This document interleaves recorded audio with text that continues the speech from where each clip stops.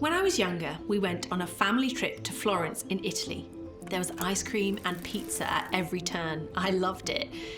My mum was insistent that we queued up for hours in the baking heat to get into the Uffizi Museum because it contains one of the most famous statues of all time, Michelangelo's David. It's an impressive sculpture of a man preparing to do battle with the giant Goliath. But David wasn't just made to look good.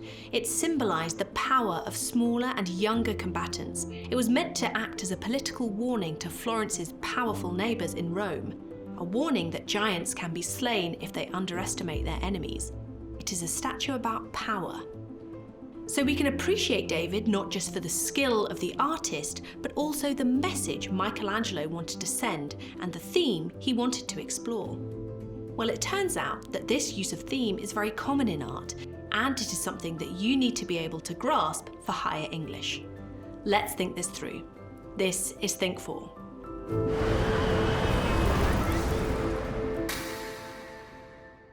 The theme is what we take away when we consume any type of art. Novels, poems, plays, films, TV, dance, music, paintings.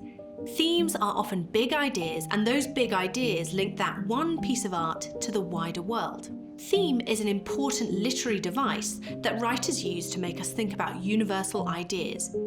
If we can think about the theme of a text and link it to our own thoughts about that text, we are showing the examiner that we have appreciated the text as a whole and thought about how the writer has crafted it with key themes, messages, and ideas in mind. Okay, so how do we work out what the theme is in our chosen text?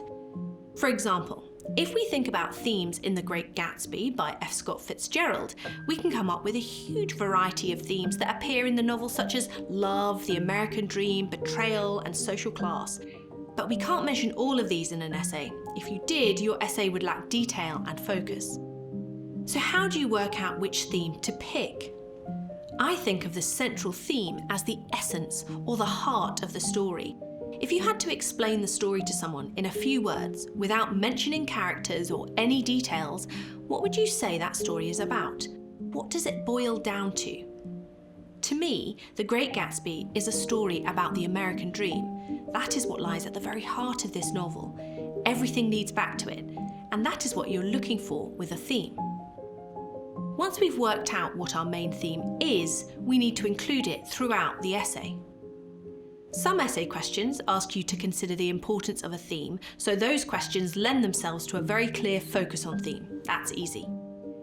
Other types of questions about the setting, key scenes, relationships, or characters, for example, need a focus on theme too, but you need to work a bit harder to include it. I suggest to my classes that theme should always be mentioned in the introduction and conclusion of an essay, and should also appear in your analysis throughout the essay. You should always be linking your analysis of chosen quotations back to the theme, as that shows your understanding and appreciation of the text as a whole. So going back to The Great Gatsby, I would always have the American dream in mind.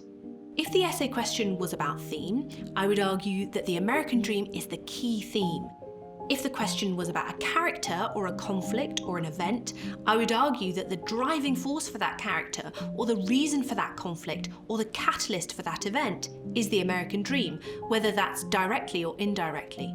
It always comes back to the theme. So returning to Michelangelo's statue of David in Florence, it was sculpted about 500 years ago, but the theme of power is universal and is something we can all reflect on and appreciate today.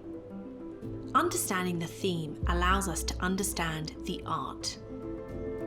This was Think 4. Thanks for watching.